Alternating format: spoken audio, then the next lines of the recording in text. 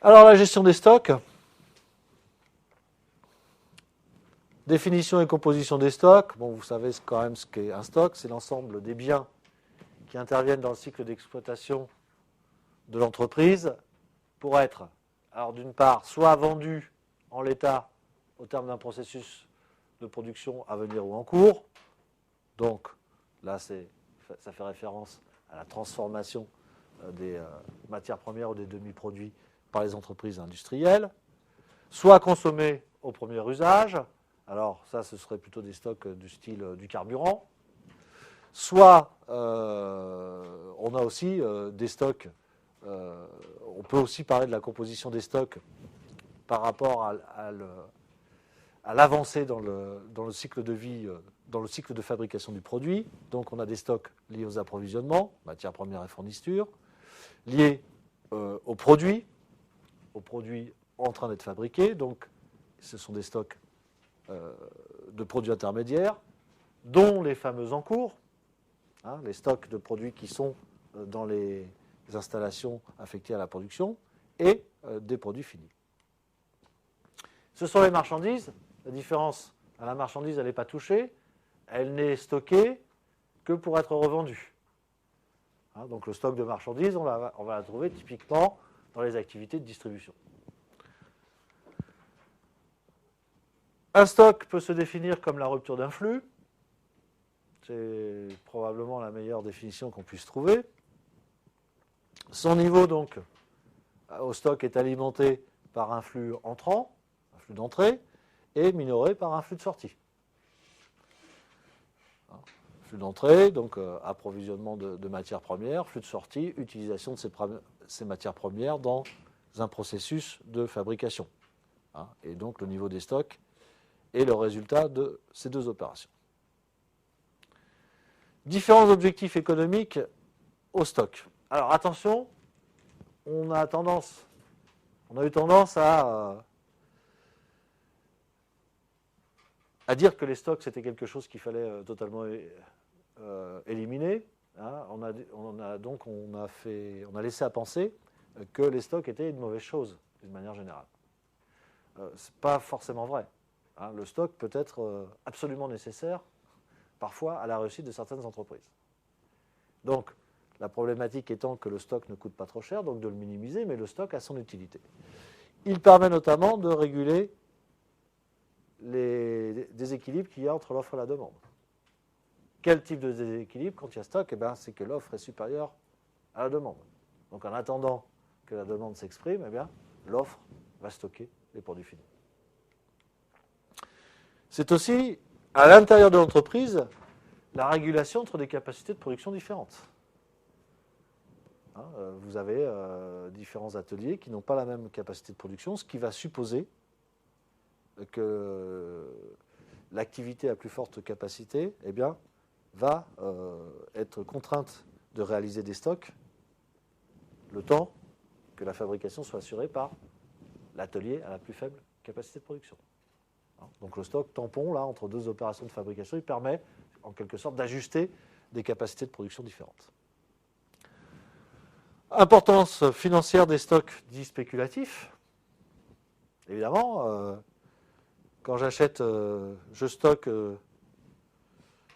du carburant que j'ai payé 1,20 € le litre et qu'il y a une augmentation du prix des carburants à 1,50 € sur le prix de vente, évidemment, je vais être totalement gagnant d'avoir surstocké au moment où le prix était faible. Donc attention, là, la gestion des stocks obéit à des règles extrêmement particulières. Diminution des coûts d'acquisition. Donc là, c'est un objectif traditionnel de réduction des coûts d'achat,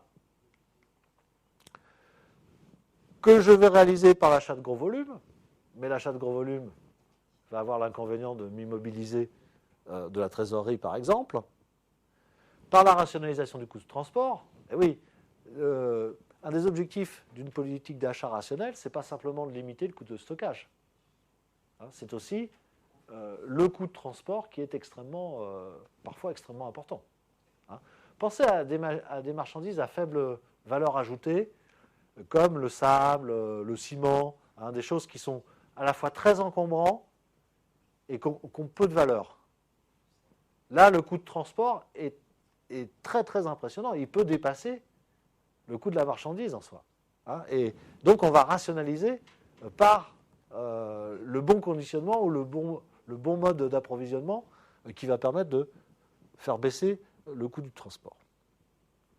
En fonction des cours, encore une fois, puisqu'il y a beaucoup de matières premières, de plus en plus de matières premières ont une cotation sur les marchés financiers. Alors, si on synthétise les différents objectifs économiques des stocks, on peut dire la chose suivante. D'abord, le stock joue un rôle technique. Alors, pas toujours. Mais, par exemple, si je produis quand je produis, dans l'électricité c'est un mauvais exemple, quand je produis effectivement des produits ultra frais, hein, pensons à des produits laitiers, par exemple chez Danone, je ne peux pas interrompre, c'est un process de fabrication continue, je ne peux pas interrompre le process, hein, parce qu'après il y a une maintenance, un nettoyage de tous les éléments de la chaîne qui va engendrer une interruption de production très importante. Donc je suis obligé de continuer de produire, quelle que soit la demande. Il n'y a pas, bien sûr, il y a des prévisions commerciales, mais forcément, l'entreprise ne peut pas prévoir pile poil sa demande au jour le jour. Et donc là, le stock, même si on est sur du produit frais, pas ultra frais, mais frais, sur du yaourt, eh bien, le stock va effectivement permettre d'ajustement entre l'offre et la demande. Hein, donc, c'est un rôle technique extrêmement important. Le vin, une autre problématique, le vin ne peut pas être vendu dès qu'il a été produit, je veux dire dès qu'il sort de la barrique. Hein, ça suppose une certaine maturation. Donc là, techniquement, vous êtes obligé d'avoir un stock. C'est ce qui coûte d'ailleurs très très très cher à la profession. Hein, les dizaines de milliers de litres de Bordeaux premier cru qui sont stockés dans les chais, vous imaginez l'immobilisation de trésorerie que ça représente.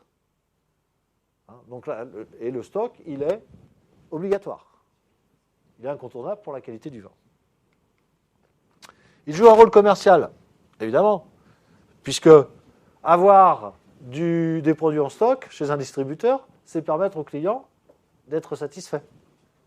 Hein, donc le stock, il permet effectivement de diminuer le délai de livraison et de mieux réguler l'offre et la demande. Les stocks jouent un rôle économique. Alors, celui du stock de produits finis pour bénéficier d'économies d'échelle liées à la grande série. Donc là, j'ai intérêt à énormément stocker parce que je vais produire un bien standardisé en très grande quantité pour faire baisser mon coût de production, mais au bout du compte, je vais être obligé de stocker ce produit, dont la quantité ne correspondra pas à la quantité demandée sur le moment. Ou celui des matières premières pour bénéficier de la baisse des cours. Hein, je peux être tenté de stocker des matières premières parce qu'il y a eu un effondrement du prix et donc le gain sur l'achat de cette matière première eh bien, va être plus important que le coût ou le surcoût de stockage que je vais supporter. Alors la problématique de la gestion des stocks, finalement, c'est quoi? J'espère que vous avez compris cette dimension-là. Eh bien, c'est d'éviter deux écueils. Premier écueil, j'ai plus rien. Donc ça s'appelle une rupture de stock. J'allais dire que plus on est en amont, plus les conséquences vont être importantes, puisque ça va bloquer tout l'appareil de production.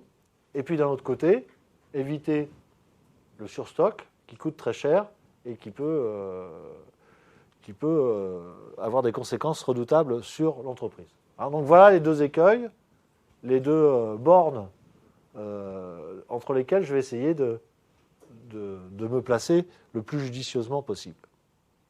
Inconvénient du surstockage, coût de possession du stock donc. Inconvénient d'un stock trop faible, risque de rupture, hein, qui interrompt le processus de production. Le surstock immobilise des capitaux, donc coûte en trésorerie. Et de l'autre côté, quand le stock est trop faible, eh bien, j'ai des goulots d'étranglement entre les opérations de production. D'accord ? Et donc, ça ralentit le processus de production. Les inconvénients du surstockage, c'est aussi les risques de détérioration du stock, de détérioration physique. Pensez notamment à des produits frais, etc., ou à des produits de mode. Ils ne sont pas frais, mais de mode. Et pensez aussi au risque d'obsolescence. Voilà, ce que j'ai à vendre n'intéresse plus la clientèle. Et puis, un autre inconvénient du surstockage, c'est que pour éviter souvent cette détérioration potentielle ou cette obsolescence potentielle, eh bien, je vais être obligé de faire des rabais et de céder mon stock à un prix réduit, justement pour ne pas avoir à supporter ces inconvénients. Donc c'est un coût supplémentaire que je supporterai. Par contre, si le stock est trop faible, eh bien, ça génère un problème commercial, puisque un stock de produits finis insuffisant, eh bien, c'est la rupture des ventes. Et la rupture des ventes, c'est un client non satisfait, c'est potentiellement un client qui, sur le moment, va passer à la concurrence, et c'est potentiellement un client que l'on a définitivement perdu. Donc la rupture de stock de produits finis, d'un point de vue commercial, peut avoir des conséquences redoutables. Donc, l'entreprise, elle doit faire de son mieux et rechercher, si possible, à réduire au maximum le niveau moyen de ses stocks, pour éviter les coûts financiers, le coût de possession, etc. Mais elle doit aussi essayer de minimiser les risques de rupture. Et les modèles, la formule de Wilson pour la gestion économique des stocks, évidemment, elle prend en compte ces deux types de données, que sont le niveau des stocks et le coût de stockage, donc, et les risques de rupture. C'est donc l'objet de la gestion économique des stocks. Alors, aujourd'hui, on est en accord avec la philosophie japonaise du modèle économique du zéro stock, encore une fois, qui n'est qu'un slogan. On essaye de minimiser les stocks, c'est-à-dire de les faire tendre vers zéro, en règle générale, et que ce modèle est bien passé dans beaucoup de secteurs d'activité chez nous. Ce sont les... C'est peut-être une banalité de le dire, mais c'est important de le rappeler en tous les cas. Ce sont les interruptions de flux qui rendent les stocks indispensables. Donc, si je veux plus de stock, je dois lutter contre les interruptions de flux. Ces interruptions de flux sont provoquées par différentes causes. La mauvaise maîtrise de la qualité. Donc je m'aperçois que je suis en train de produire quelque chose qui ne convient pas, je le reprends ou je le refais. Interruption du flux. Les contraintes liées au délai de livraison non respecté. Pour produire, j'ai besoin d'approvisionnements qui viennent de partenaires extérieurs, et ces partenaires extérieurs ne tiennent pas leurs engagements. Donc, j'ai une interruption du flux de production. Les pannes machines. La panne machine va interrompre le flux de production, le temps que la machine soit réparée. Les changements d'outils, longs à mettre en œuvre. Alors là, on est dans le cadre d'ateliers polyvalents qui fabriquent plusieurs types de produits. Et donc, si cette polyvalence est mal organisée, eh bien, le temps passé à changer les outils pour engager notre production va interrompre là aussi le flux de production. La mauvaise organisation dans l'espace des postes de travail. Je vous parlais à une autre occasion des entreprises qui avant étaient des cubes en briques dans lesquels on mettait des machines dans un ordre plus ou moins aléatoire. Donc ça va créer des circulations impossibles pour les produits et donc une mauvaise organisation des postes de travail. Et ces mauvaises organisations aboutiront à un moment donné à une rupture de flux de production. Alors, il y a des solutions à tous ces problèmes, évidemment, et si on arrive à apporter des solutions à tous les problèmes que je viens d'évoquer, eh bien, le stock devient superflu. Donc, si vous suivez par rapport à ce qu'on a dit sur le toyotisme, eh bien, il suffit, entre guillemets, parce que c'est plus facile à dire qu'à faire. Il suffit d'appliquer les principes des 5 zéros olympiques, en quelque sorte, pour se passer directement des stocks. Alors pas les 5 zéros, des 4, puisque le cinquième, c'est 0 stock déjà. Hein. Éviter les pannes, améliorer la qualité, éviter les délais, évidemment, ça va être des réponses pour minimiser les stocks.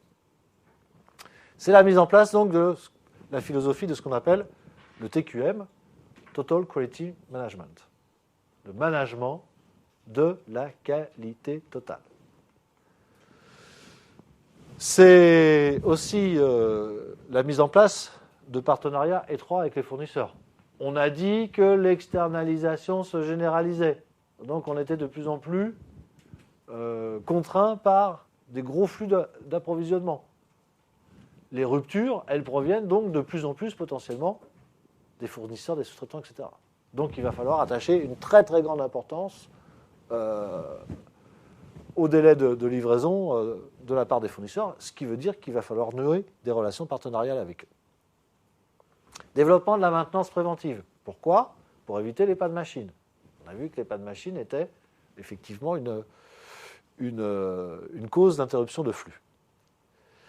On va adopter des ateliers flexibles avec des automates programmables. Pourquoi ? Pour pouvoir fabriquer des produits différents sans perte de temps entre le lancement de 2 séries. On va reconfigurer enfin les processus de production, ce qu'on appelle, je vous rappelle, le re-engineering, la reconfiguration des processus de production, de manière à les rendre plus efficaces et avoir une meilleure organisation des opérations de production. Il faut donc conclure sur le phénomène suivant, c'est qu'aujourd'hui, ce sont les solutions logistiques qui vont se substituer aux solutions de gestion des stocks. Je suis en train de vous dire quoi ? Je suis en train de vous dire que si je minimise mes stocks, eh bien, je vais accroître les problématiques et les enjeux liés à la logistique. Parce que les délais, les transports, etc. vont avoir beaucoup plus d'importance. Et donc, c'est le cas, tout le monde minimise les stocks.